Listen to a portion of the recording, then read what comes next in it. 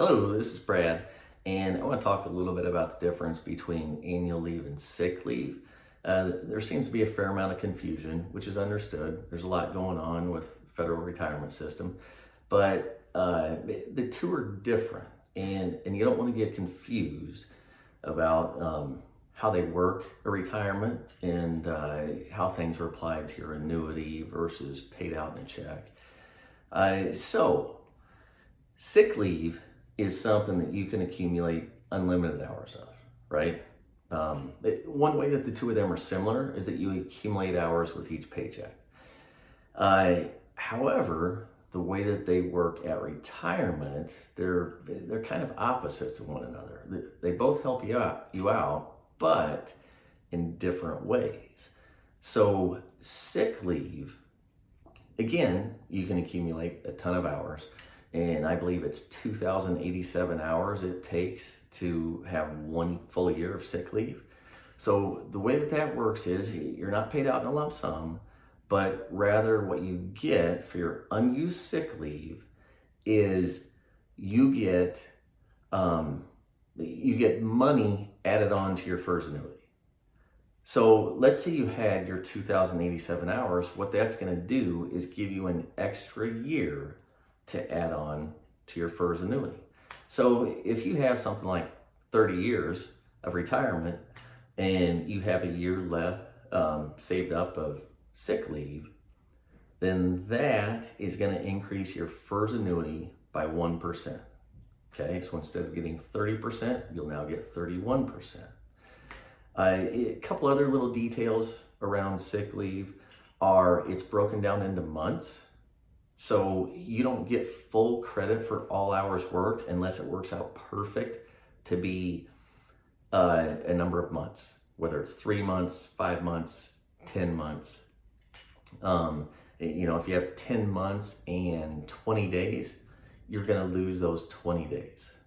So you're not going to get any credit for those. I had a question asked recently too. Somebody brought up the fact that and I would say, yes, it probably is a fact, but brought up the point that, well, it's better off to use your sick leave while you're employed because you're going to get more from it. And that is probably true. I can't say it's something I advise on. There are some ethical issues there to consider. I mean, sick leave is designed to be used for sick leave. But it's not something I would be worried about taking as long as you have a fair amount saved up. If you have a major illness, you definitely want to have that. But if you look at it as far as from a number standpoint, if you have $100,000 high three and you add an extra 1% on your annuity, that equals an extra $1,000 a year. So that's added on to your annuity. Yes, you do get COLAs on that once you hit 62.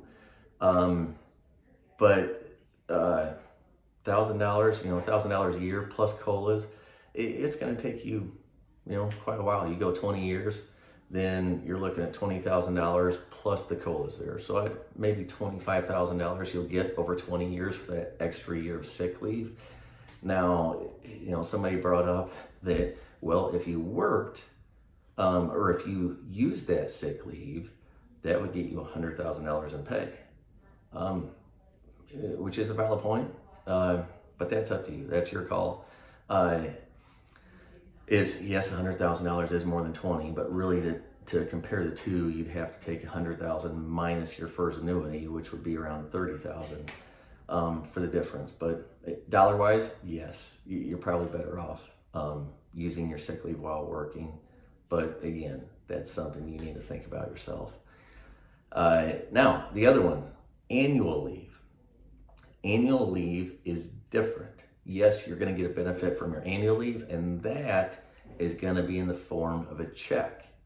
So when you retire, your annual leave check will be paid out in the month following the month that you retire. Now, this is kind of important for a couple of reasons. One, if you want to maximize your annual leave, you can accumulate, assuming you've been there for a while, which most people retiring have, The most you can accumulate is 208 hours in a year, and then you can carry over 240 hours in a year.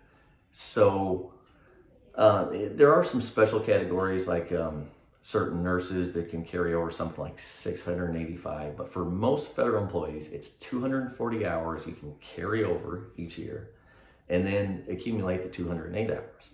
So if you want to maximize that paycheck that you're going to get for annual leave, you want to look at retiring at the end of the year, and then you want to look at not taking much annual leave throughout that year. Now again, I said it's important for a couple of reasons. One, it helps you plan, okay? So that last year, if you're wanting to maximize that paycheck, you may not want to take much annual leave. But two, when you retire, you may not get a check for a couple of months. You may get a partial check for a number of months. Normally it's getting a partial check.